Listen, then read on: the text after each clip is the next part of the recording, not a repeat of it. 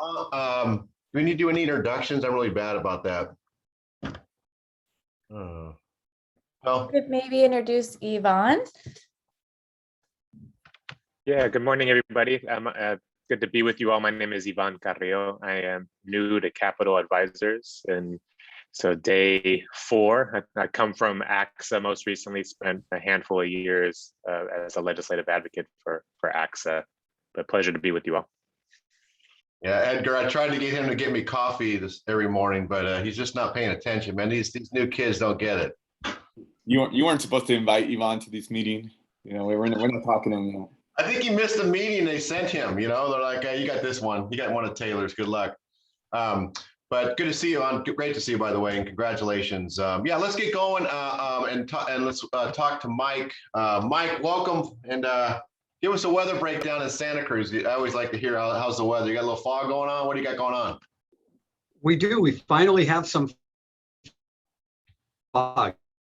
Nice. Fresh, warm, sunny days, and today we're engulfed with fog, which is beautiful, especially with the fire danger right now.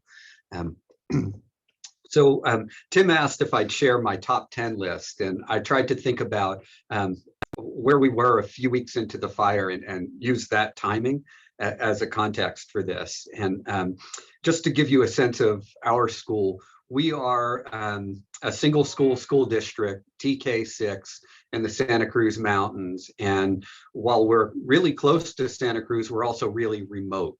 There's no infrastructure up here. We have no traffic lights. We have no stores. We're just a school in the mountains.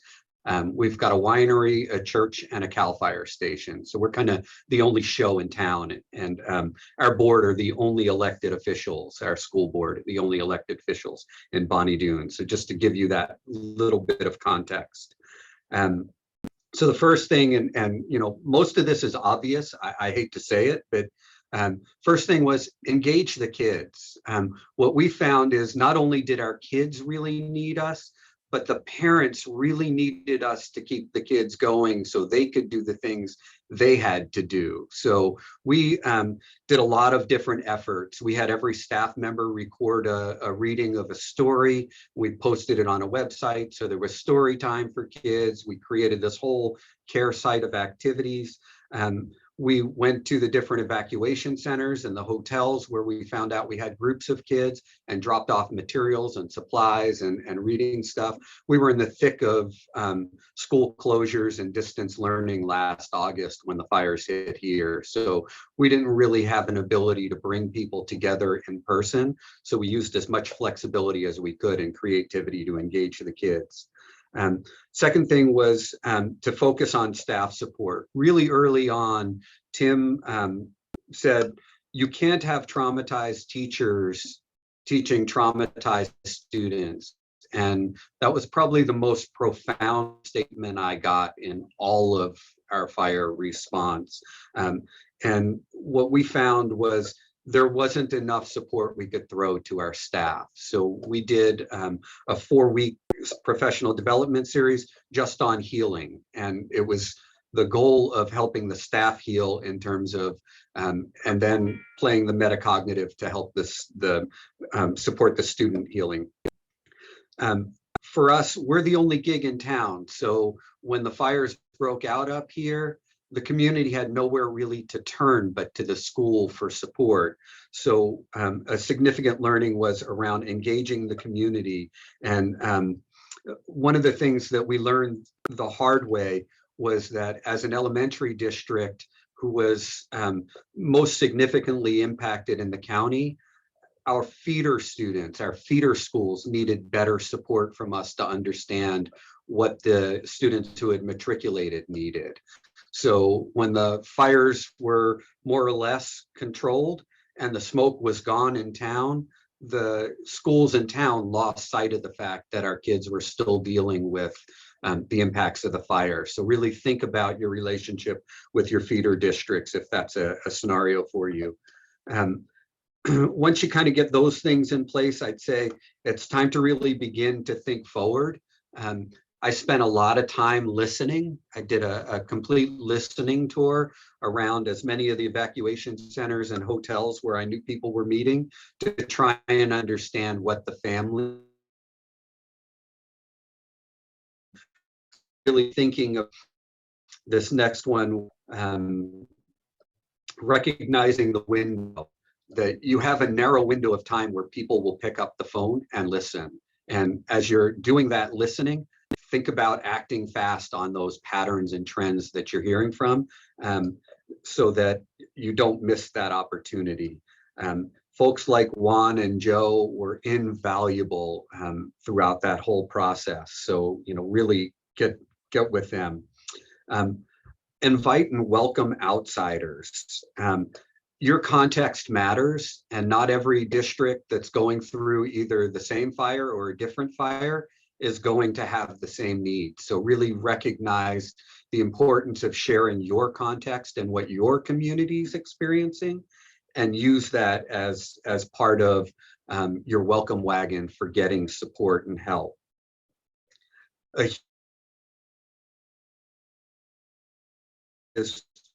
The more we re-engage with learning was to recognize the triggers.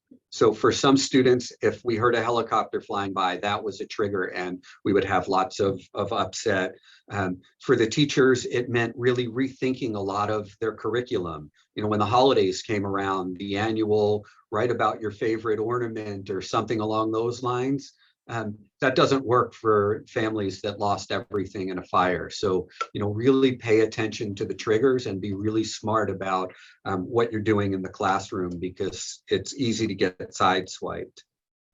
The eighth thing on my list was, if you've seen the phases of recovery graphic, that held 100% true. Here we are a year later, and I think everything in that graphic was absolutely where we were. We followed it almost to a T.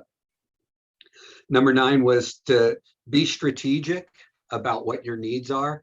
Everyone in the beginning months is going to ask what your needs are. What I learned is I grossly underestimated and overestimated what our needs were, and that made it really complex to have those conversations with folks. And what my families who lost their homes shared with me was that the stuff didn't really matter. It was more about the people and the connection. So when you get, Dollar General and all these big companies calling and saying, what can we send you? Really think carefully about, do you need the stuff that they're going to send as much as do you need the people and care? And that's where number 10, getting with Project Serve and FEMA came into place. For me, I felt really panicked at the beginning, like I had to get weight and pressure I was feeling, like I had to get to it. I just say a month or two down the road is probably the right time. You're having enough context to really feel what those needs are. Project Serve is a gem. Their application process is easy and streamlined, and they will really support you with people and getting people to support your kids and your staff, and just really think carefully about hiring up and knowing that Project Serve will cover your back. They were amazing through our process. So there's my 10, Tim. Wow, really well done. Thanks, Mike. And if I reflect back in time, it's interesting because I signed up for the Santa Cruz little newsletter thing. And right now, exactly a year from the fire, you guys are starting to talk about maybe rebuilding now, right? And I just want to remind everybody, when you lose housing and when you lose your town, it's not an overnight thing. The amount of toxic removal and all that takes a long time, and you can imagine, everyone in Santa Cruz, the politics of what kind of nails you're going to use to rebuild is probably a 6-month discussion for Santa Cruz. But Mike, I think it's super interesting that little newsletter thing I get reminds me it was just about a year ago. And thanks for all that you stepped up and done. I will tell you, Mike is one of a really driven guy, very motivated, and this wore him out. He hit the wall multiple times. and he's very comfortable in us talking about that. And he did a great job of reaching out for help. I mean, I don't care how tough you are, especially in the COVID era. This really does take a toll on the leadership across the board, not only the superintendent, but the board and everyone else. So, and then one other thing, Mike, that I wanted to add was, for all you leaders that are in smalls, we've never heard of something like asking for extra staff. It's like a foreign language, right? So I remember when we first started, a lot of these people that put in their project serve go, I'll take 1/10 of a counselor to help, because that's what we do.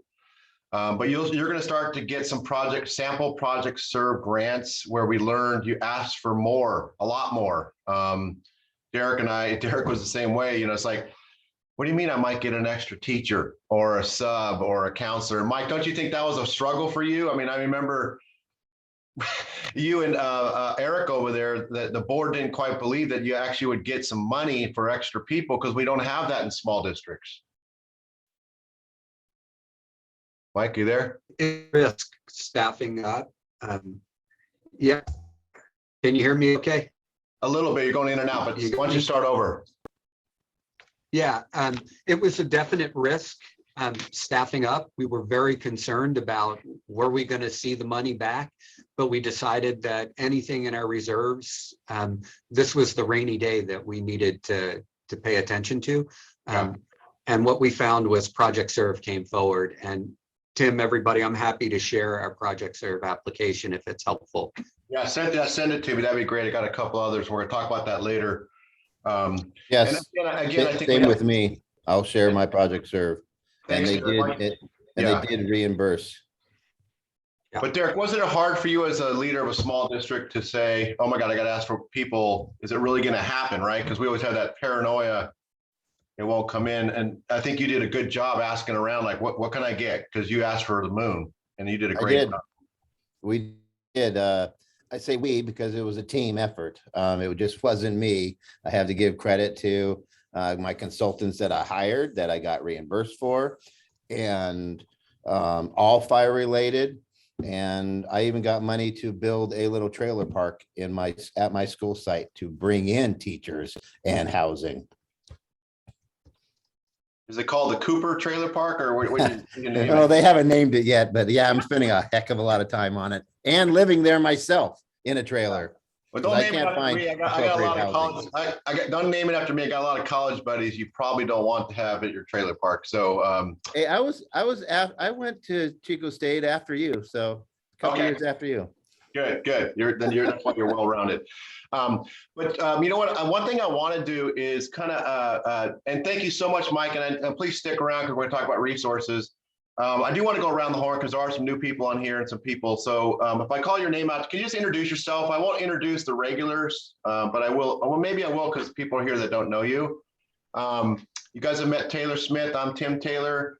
Joe Anderson with Terry and Mike on deck. Joe, why don't you introduce yourself?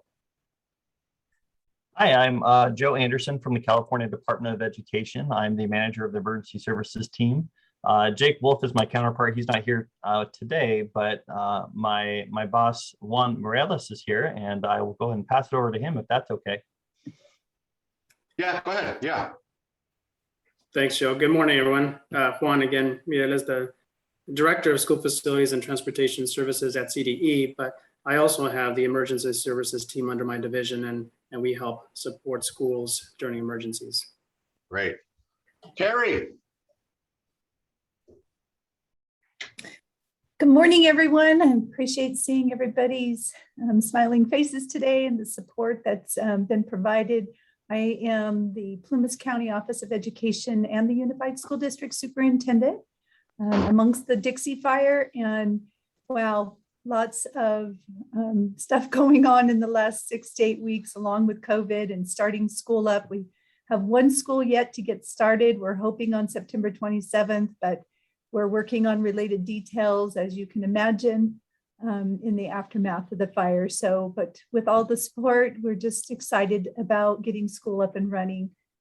Thank you, everyone. Thank Terry, you for being stepped out, but I saw you had a couple football games.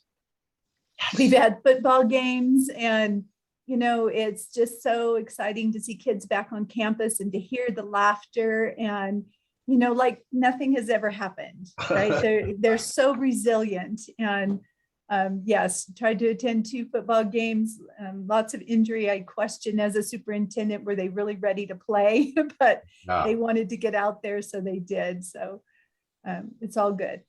Any cheerleading drama come your way already? No, not yet. They're going to be nice to you this year.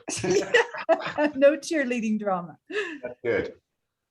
Okay, we know Mike. Danny Lynch works over here for SSDA. He's doing a great job monitoring all the fires for me and keep me in line. Cameron, Sherry Morgan on deck. So, hi, I'm Cameron Gwynn. I'm the Administrative Support Services for the Kern County Superintendent of Schools Office. Great. So under my purview is emergency services. And so really, really big county, a lot of rural districts. And so we have the French Fire going on right now, helping out with Kernville Unified School District, and then some other districts that roll into just trying to help liaise for equipment, materials, people, things like that. Are those schools reopened? Are they back now? Yes, yeah, and they only closed for a very short amount of time, and mostly because like it's been said, you can't have school without staff, and so if staff are in the evacuation area, even if the school is not, it becomes really difficult to host school. So they were off a few days here and there, but being a small community like that, you have people going, right, I can't go home, but I can go here and I can help out here, and no one can do anything unless the schools are open to help with the kids. And so they made some really good decisions to keep things as open as possible while it wasn't directly affecting schools. Cameron, that's a huge point that you can't, if staff's not there, you can't run school, and you don't want to put staff in harm's way. So that's a good thing to share with other county superintendents. I think that's a big decision to make, and you got to make it. We struggled with that in the first fire in Sonoma, by the way. We opened some districts and the teachers couldn't get there because they were the other part of Sonoma. So thanks for that. We met Mr. Carrillo. Hi, Sherry. Good to see you. Hi, everyone. I'm an executive director, superintendent for 2 charter schools in Lassen and Plumas County. We're in Doyle, who's had some issues over the last 2 years, and Susanville and Portola. So I'm definitely Terry's neighbor, and glad to be here. I've learned so much in 2 weeks, and really, really appreciate it. Yeah, Sherry, you were like the first the big part of the fire in Doyle. I just happened to get gas in Doyle when I came back from Modoc, and it's irony that unfortunately, did part of the town get burned down there? It did. We had some families that lost homes, so. Right. Mm-hmm. Yeah. Edgar, you're up with Kelly on deck. Hi, good morning. Edgar Sasueta with AXA. Appreciate Tim and all you folks getting together. And, in addition to us trying to provide resources whenever we can, honestly, I think the biggest benefit for us is just to hear your voices, then kind of hear your perspectives. And I know it helps us do our jobs better up here in Sacramento and telling those stories to the policymakers in terms of how we can help. So appreciate you all coming together. Thanks, Edgar. Appreciate you. Kelly, Derek, then Tim. Hi, Kelly. Good morning, everybody. Kelly at Pioneer. We're neighbors to the Caldor Fire. I just appreciate that there's so many people here with such great experienced advice. Both grateful for that and sorry for that at the same time. I hate that this is something that we have so much to draw from at this point in California, that it's just such a widespread devastation. But you guys have just been really helpful. I've appreciated these meetings so far, as we're just kind of now touching the surface of our experience here in Somerset. So appreciate it. Thank you. Yes. Okay, Derek. Yeah, Derek Cooper, superintendent principal at Happy Camp. We had the Slater fire a year ago. So just reiterate, Mike reached out to me. We were kind of in the same boat, and we spoke a few times, just kind of helping each other out, and reiterate Juan, Joe, just partnership. and the weekly talks that we had, or almost the daily talks that we had, and the strength of Project Serve. So I can't reiterate enough. And Derek's become a great resource. He was such a puppy last year when he first got in this. So if you need anybody who's really, the pen's still just barely dried on the work he's done to get resources. But Derek, I think one comment I want to make about your district, and this is always a tough one because you never want to have a fire, but I think your district's coming out of this stronger than when you first got in, that. And part of it is it's really brought the community together. And the second part is the resources that you're targeting are going to make your school a nicer place for those kids. So I just think it's fun to watch the journey you're doing up there. Thank you. Hey, Tim, you're up. Julie on deck, Patrick in the hole. I feel like a baseball coach. Is it Tim Ware or another Tim? Tim Ware. Oh, okay, sounds like we have a few Tims. I apologize for that. Good morning, team. I appreciate this forum. I am Tim Ware. I'm the school coordinator for school safety and security for the San Diego County Office of Education. And man, I've been on a lot of Zoom calls over the last 15 months, and this has been very, very timely. I really appreciate it. And down here in San Diego, we are, if not anything else, we're teachable. And so I understand and appreciate the very experiences that I'm hearing here. So we're looking forward to gaining more knowledge and confidence, by the way, in how we go about disasters. I'm the liaison to our Office of Emergency Services here in the county. So thank you very much.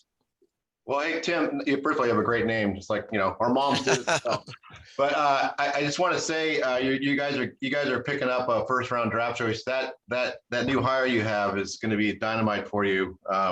Tony Smith, that's a good hire. Yes, looking forward to it. He's going to elevate your county office, and he's going to help out our small. So I'm looking forward to working with him. But thanks for being here. Hey, Julie. Hi, good morning, Tim. I'm Julie Duffield. I work at Worstead, and one of the roles I have is to convene a community of practice of rules superintendents and SEAs through our 4-state region, and really feel blessed to be listening to you today, to hear what the reality is out there through all the hard work that you're doing. And I echo what Kelly said. It's bittersweet to listen to the disasters that you've had, but then to see Mike and Derek, what you're doing as a result of those. So thank you for letting me listen in. Yeah, thank you. Great to see you, Julie. Patrick, Amy on deck, Kendra in the hole. Good morning. I'm Patrick Brose. I'm the superintendent at Camptonville Union Elementary School District in Camptonville, California. We are a new and, well, not new, we've been around for 160 years, but a tiny little district. It's my first time attending one of these. We are located in the finger of Yuba County, sandwiched between Sierra County and Nevada County, kind of up there on the eastern side of Oroville, but south. So we've had fires around us consistently over the last number of years, and have fortunately been spared from all of them. For us, the U.S. Forest Service firefighting hotshot squads are stationed here in Camptonville. So we house most of that firefighting squad in the off season, and then throughout the fire season, our families are directly impacted by it because of all of our student families. Almost 85% of them have a family member on that firefighting squad. So this is a really important thing. I've wanted to become more involved with these programs and with SSDA. And so this seems to be a really good spot for me to join in. Yeah, you've really avoided a couple. There's a couple times you could have been wiped out over there. I was holding my breath. So how close are you to Browns Valley?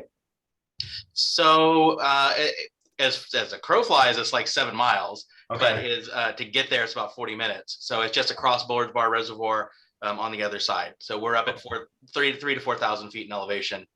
Great, Patrick. And I will get you more involved with stuff like this, especially if you're housing CAL FIRE. That's good stuff. Yeah. Amy. Hi, everyone. I'm Amy Alzina. I am the superintendent and principal of the Cold Springs School District in Montecito. And this is my 5th year here, but my first year, I was where many of you are with the Thomas Fire. And then a few weeks later, the Montecito debris flow that, killed 2 of our students, several of our family members. And my heart goes out to you. I just want to let you all know that please use me as a resource for any information, a lot of lessons learned for us in our community. I grew up in Northern California by Fortuna, little mill town called Scotia. So my heart is, you know, born and raised there. So I feel you guys' pain, and I know the issues that you guys are facing. And so just here as a resource. Amy, thanks. And I think, Amy, your event was 5 years ago, I think. It was 4 years ago. Yeah, we're going to have the 4th anniversary. So 3.5 years ago right now. Yeah. But I think it's important, as the Dixie fire was percolating, and then the Lake Tahoe fire, I forgot the name, Calder. She said that the post-traumatic stress kicked in for her people. Even though it was a mudslide and it had a fire prior, that's why they started the raising funds for them, because they needed some therapy. So it doesn't really go away. It doesn't go away, especially when you lose a student, like Amy lost 2 children in those mudslides. Hi, Kendra. Annette on deck. Rusty in the hole. Good morning. Can you hear me okay? Yeah. My name is Kendra Britt. I'm here on behalf of CSESA. We support the 58 county superintendents across the state. There's a couple county offices represented on this call today, so nice to see those faces. I'm here as a support and hopefully a resource for you. My I guess specialty area is communications, so just here to help provide resources, and I've got a whole compilation of things over the few years I've had experience with this that can just really show how the communications role supports in these times of crisis.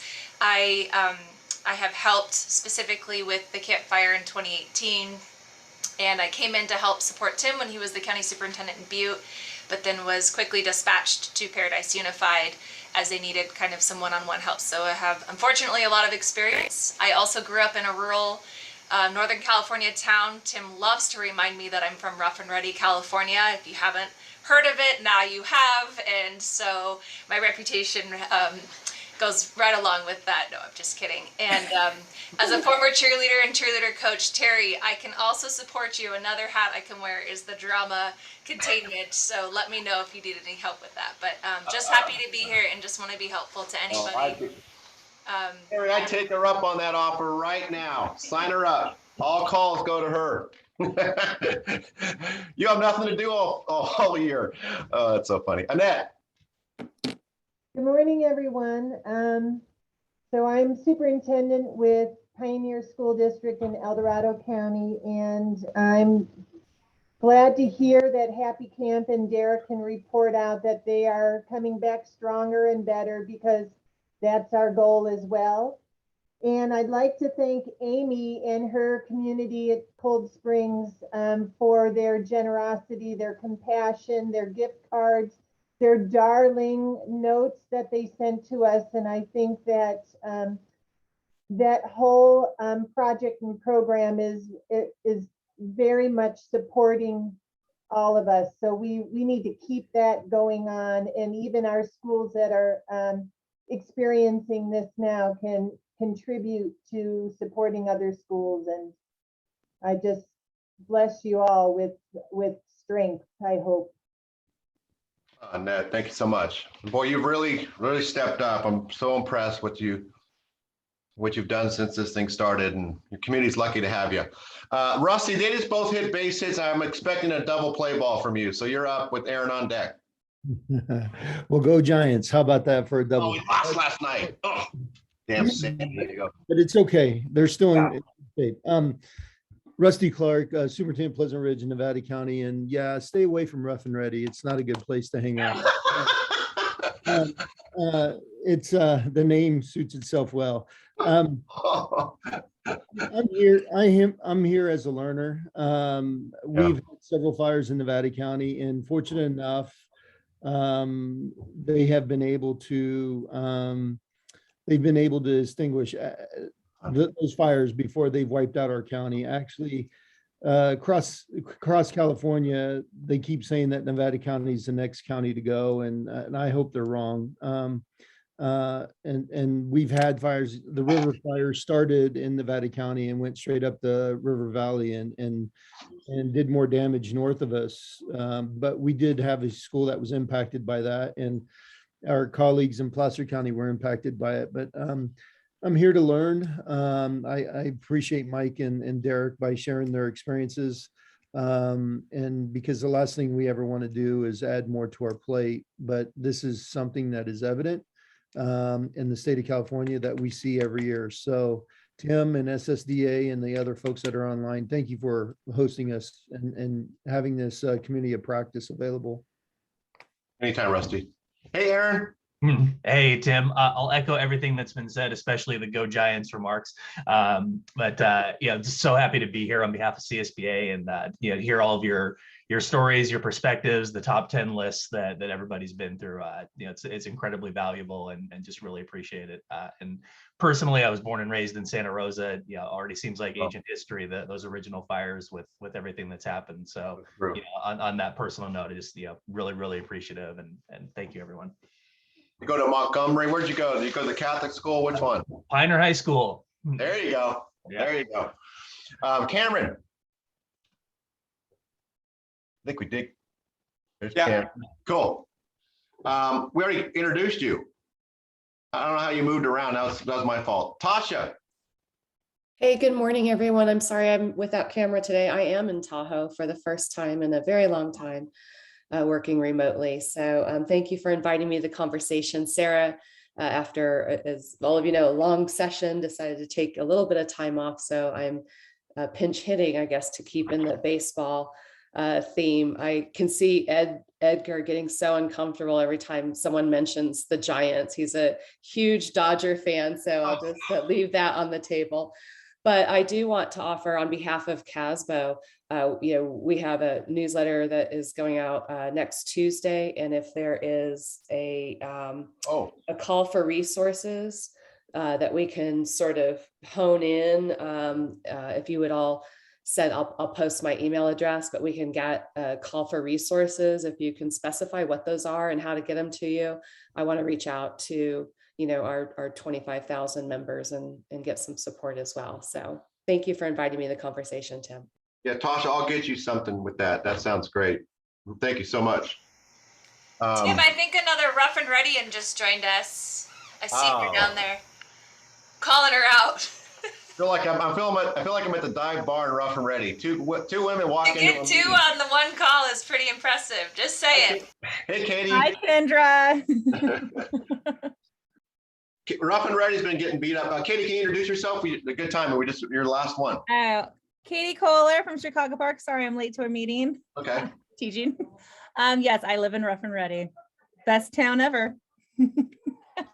Edgar, I always have this vision of when you're checking into the dorms and you look across the hall, there's a thing that says, "This girl's from Rough and Ready." I'm thinking of all those poor freshman guys going, "Oh my God." Hey, listen, I want to hand it over to Juan, who's just done a miraculous job for the last 5 years with all the balls in the air, and just get any update from CDE you want to share. Thanks, Tim. Thanks again for letting us be here. And I have to say, some of the best information that you're all going to hear are from your peers and that have gone through this. It's so helpful to get this information from folks that have gone through it. It's that peer-to-peer learning. So I really appreciate Mike's comments and everybody else's that have gone through this. We are continuing to support all of you, any of you that have been impacted.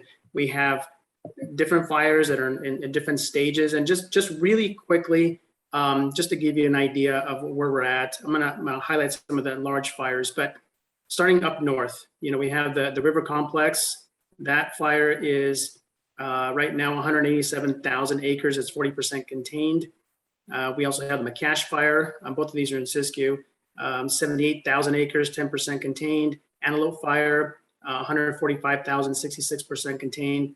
All of these fires are in Siskiyou. Then Trinity County, we have the Monument Fire, 215,000 acres, 50% containment. Moving a little bit further down south, we have the Dixie Fire, 960,000 acres, 86% containment. Caldor Fire, 219,000 acres, 71% containment.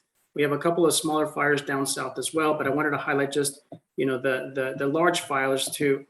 And when I'm throwing out these 200,000, 900,000, 800,000, it's huge. There's a lot of fires, burning a lot of acres, unfortunately. And again, I always say this, and unfortunately, schools have been impacted again. And during these fires, you know, we help out any way that we can with support to respond.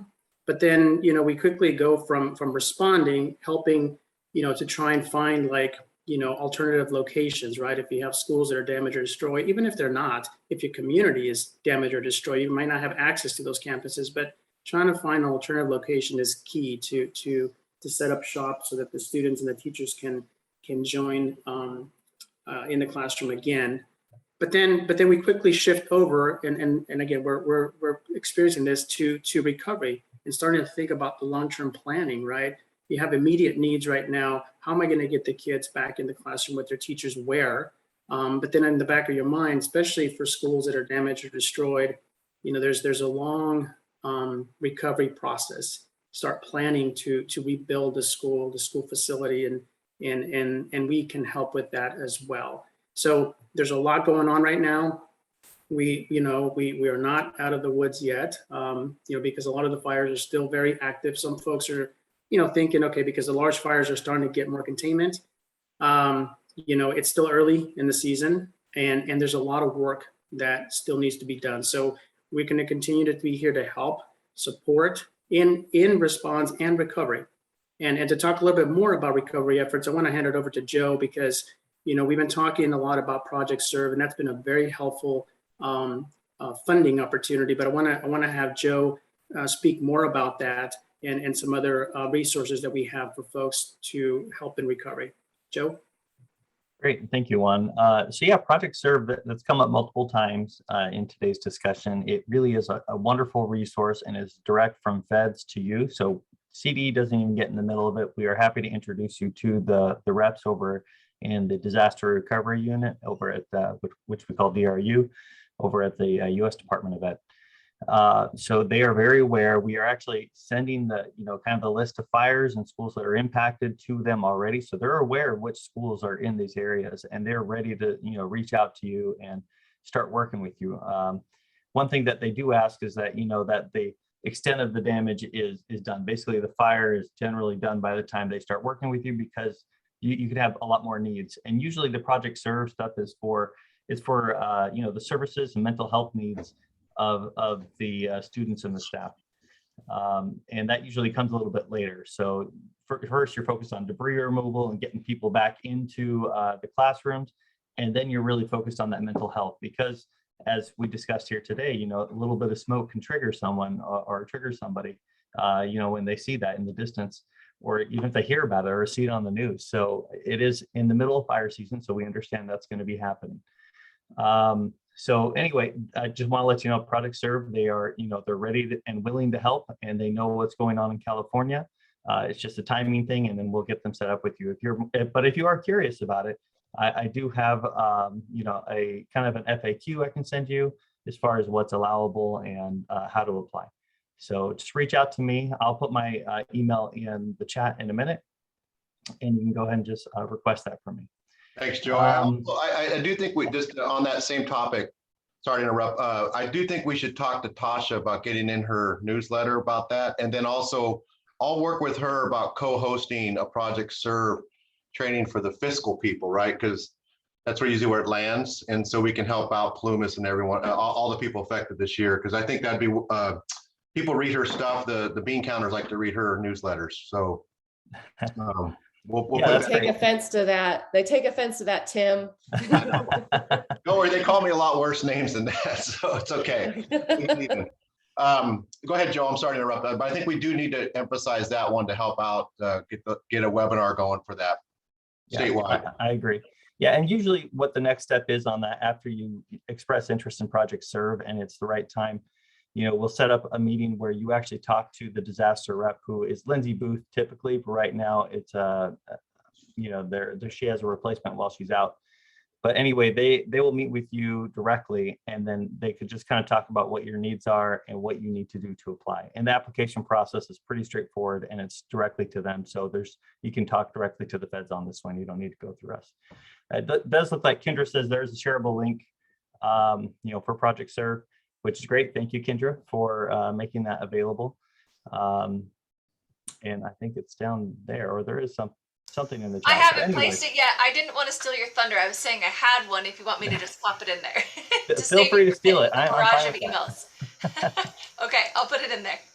So yeah, and other than that, there are other resources. There's obviously the public assistance funding, which is through Cal OES. It's FEMA funding. So this public assistance program, this is for schools that are in counties that have federal declarations. We call them DRs. So when the president signs off on that federal declaration, that county is now eligible to access that funding. And there are certain categories of work which are allowable, category E being schools, but there's also debris cleanup. If you have debris cleanup on your school, that's category B. But I won't get too into the specifics there. But yeah, we've met with Plumas and Trinity and El Dorado County, all with Cal OES recently. So if there's anyone else that is interested, that is in a declared county, feel free to talk to me, and I can hook you up with the public assistance folks over at Cal OES. We can get that moving for you. That's another layer we could add to that webinar. Yeah. That'd be great. That'd be really great. And I think the third piece to that, Joe, is what can districts do, like Kelly's district and Annette's, like, to get other funding, whether it's through a local foundation or there's others. So we've got a lot of experience on different type of funding that's not state or federal. That'd be another powerful one. Yeah, I think that would be great. And I'm not the expert on that, but I'm always learning of new opportunities. So, but there are other things for families which are really important for your communities. Obviously, they may not help your school. It's called individual assistance, and it's also through Cal OES. So basically, what they do, they share resources for families and small businesses to get back on their feet. Wow. Basically, it allows a way for families to kind of get housing, even get jobs again, to get food. It's all that important stuff you need for your communities, because they are definitely impacted when a fire comes through. And even though it's not a school resource specifically, the schools and the community are intertwined. So if you take care of the community, it helps your school. So I can help you get set up with that as well. So maybe we'll make a list of things, Tim, here, and we'll put all these resources together, and we'll talk about it at a later time. Really, that would be super valuable. Thank you so much. Before I have a question I'm going to pose to Amy and probably to Mike and maybe even Derek to kind of wrap things up. So on the resources, that's what we covered, and I think that's important. But I do want to say to people that are here and people watching, if I were you in your shoes, here's some of the key players here for you. You have someone here from CSBA. So for your board members, they're always asking for things to do. I think I like to connect board members to CSBA who have experience. They really were helpful during the Paradise Fire. And just part of it is you want to assign somebody from your board to be a leader, and just to let CSBA know, hey, we're here, we need some help sometimes, et cetera. They feel like they get to do something. Mike had a board member who was very connected to, he was working a lot to just remind them that Santa Cruz is burning. I think that's even more important now, because with COVID, wildfires are barely in the front page, right? They're like, only if it got to Tahoe, it seemed like it made the front page. So it's your board can do some good leadership there by working with Aaron and his team. And so you have Aaron's name. Over at AXA, you obviously, Edgar's so good at getting you, ask these people for help. Kendra from CSESA, if you need a letter going out, she can get one or has one. So use her for communication, because I know you're not loaded with that. And then they have, you always have the CSBA, the school business officials. These are people that you call them, they'll get back to you, and you can say, hey, we're on this meeting together. I have a couple of questions. I need help. Because that's what we're here for, to help you, right? So those are key players. Amy, I kind of want to wrap things up. And I don't want Terry to throw something at me right now. So, but I always say that when the incident happens, the fire, it's very intense, but you have this ultra energy, super person energy. But I think the hardest work is after the full year, right? And Derek, I'd like you to join in that too, because people go away, it's lonely, you're on your own, you got to do a bunch of paperwork, people break down on you. You want to comment on that? Because I think, everybody thinks, oh, the fire's out, and most people do leave. And I think we heard from Mike that you get about a 3-week window, when things happen, and then you're on your own. you want to comment on that? Like after the recovery stage, you're going to the restore stage and then the rebuild, right? That restore stage to me, I think is the hardest part for the top leaders. You're right. And I just want to kind of brace you guys right now. We're in the middle of it. And you have the adrenaline growing. The community, for the most part, is hurting, but hopefully coming together, and you're doing whatever you can to keep the community together, supporting your teachers. And teachers are doing a lot of heavy lifting to support their students in that process. And for our community, we really saw the big challenges the following year, and largely in part because so many people that it didn't affect personally were like ready to move on forward, and those that weren't as empathetic towards how everyone's feeling. And so that was a challenging space to lead, because you have things like life that just happen.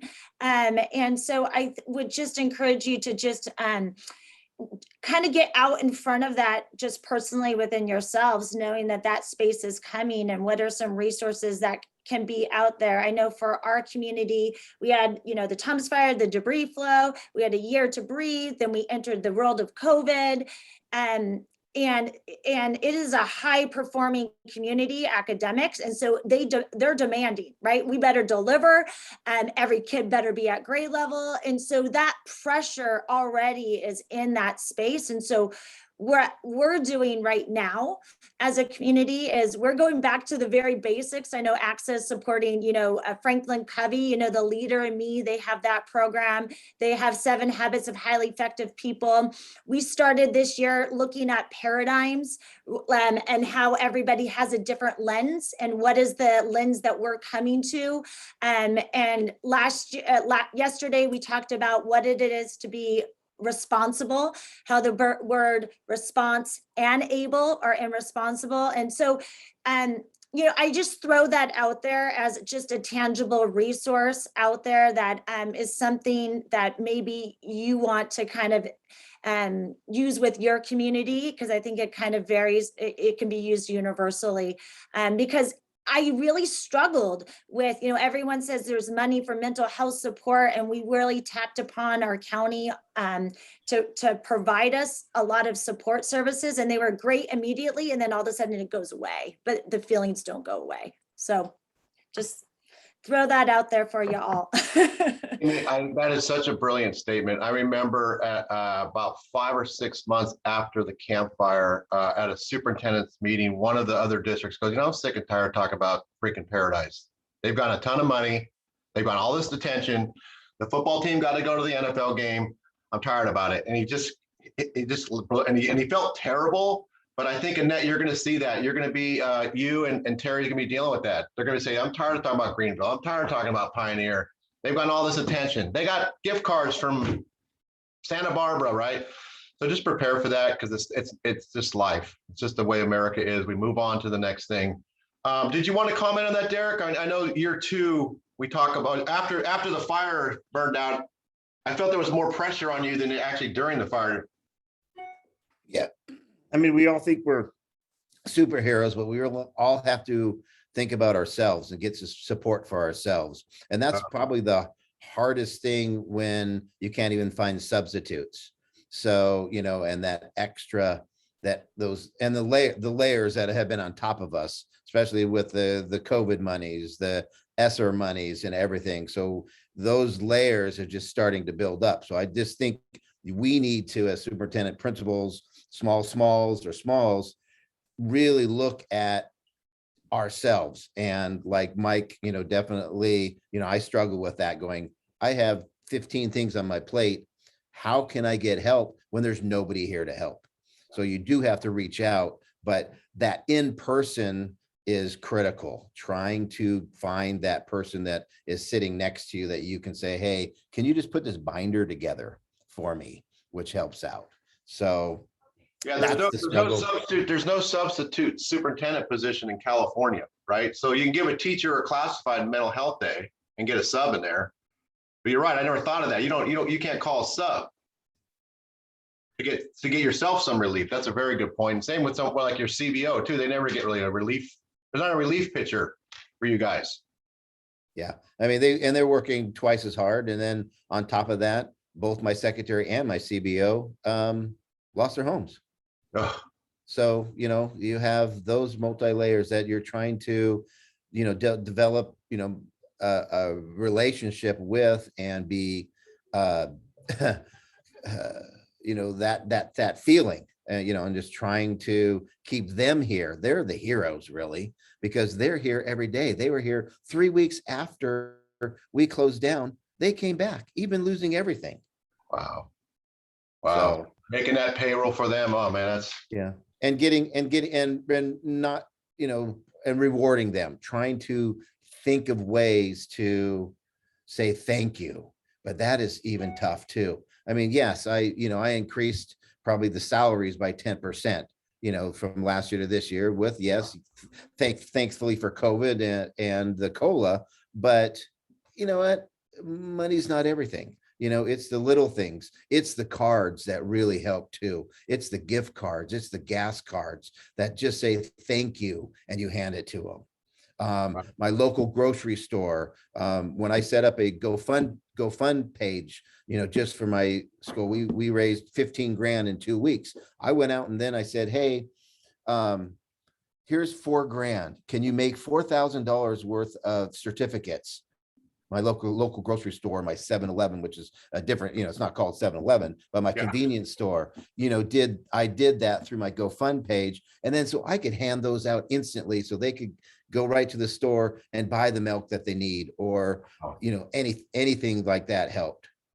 And it helped the store, right? Because they're hurting too. Wow, that's man, this is heavy stuff during the morning. Love it, Derek. Thanks so much. Really appreciate it. Mike, why don't you wrap it up for us? I know, you know, you continue to work on your stuff. It's only been a year out, but I remember how hard you were working after the fire was extinguished and all the firemen go away. You want to share any tips on that one too?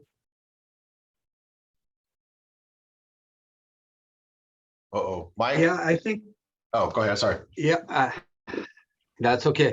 I think, you know, what both Derek and Amy shared is spot on, but I found that it was time to dig deep into my well of network. So all those people I'd built trust with over the years became my phone of friends in that second phase. Like, who could I call that I could trust to carry just a small piece of the puzzle for me?